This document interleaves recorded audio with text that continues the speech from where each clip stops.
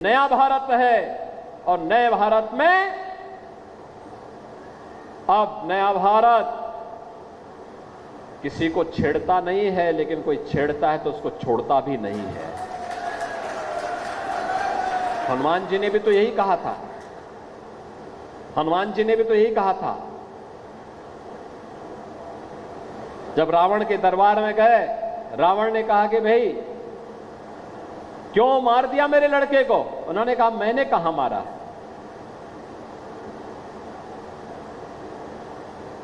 और तो उसने मुझे मारा था, मैंने उसका प्रतिकार कर दिया। अब उसकी ताकत इसमें दम ही नहीं था, वो मर गया तो मैं क्या करूं? पाकिस्तान पे हमला तो भारत की सेना ने नहीं किया था, उसने हमारे निर्दोष लोगों पर प्रहार किया था।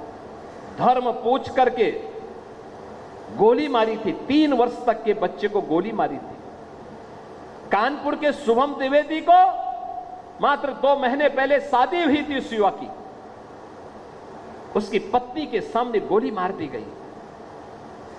26 ऐसे लोगों की निर्मम हत्या कर दी गई।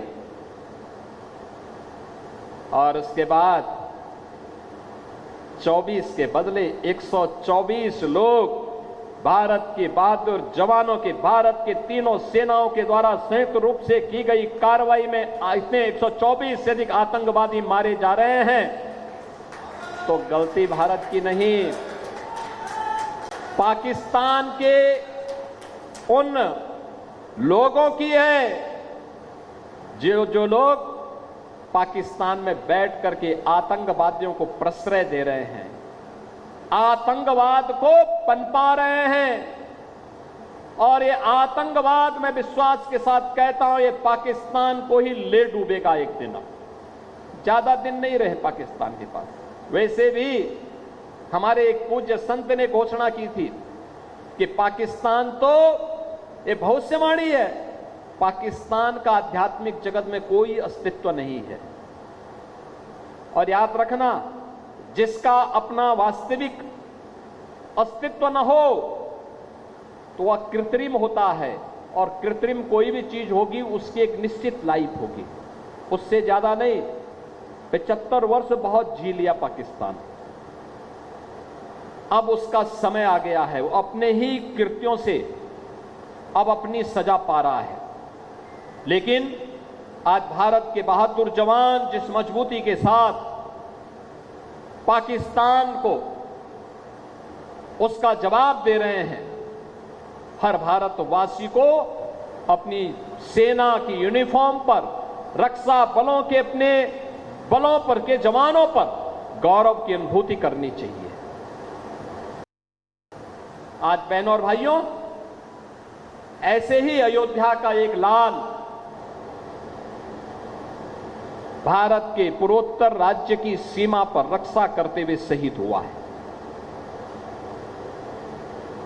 मैं इस अवसर पर श्री शशांक तिवारी, जो लेफ्टिनेंट के रूप में वहां पर कार्य कर रहे थे, भारतीय सेना के जवान थे, उनकी शहादत को नमन करते हुए विनम्र श्रद्धांजलि अर्पित करता हूं और परिवारजनों के प्रति अपनी संवेदना भी व्यक्त करता हूं।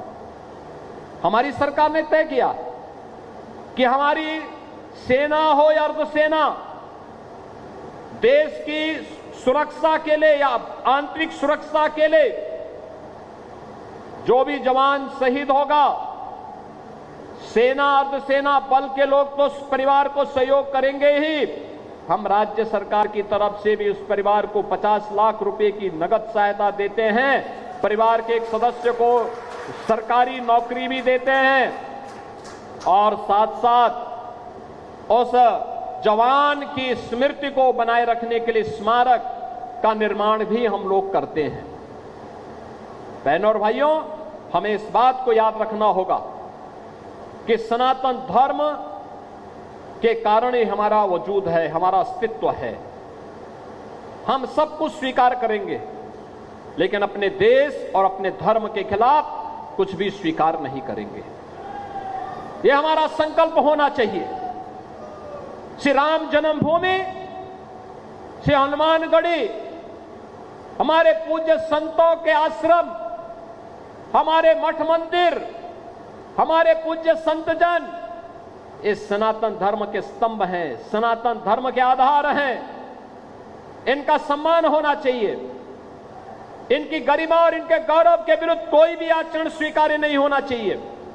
और इसीलिए डबल इंजन की भारतीय जनता पार्टी की सरकार पूरे देश के अंदर विकास को विरासत के साथ जोड़ करके कार्य कर रही है। विरासत जो भगवान राम की है, विरासत जो भगवान श्री कृष्ण की है, विरासत जो बाबा विश्वनाथ की है,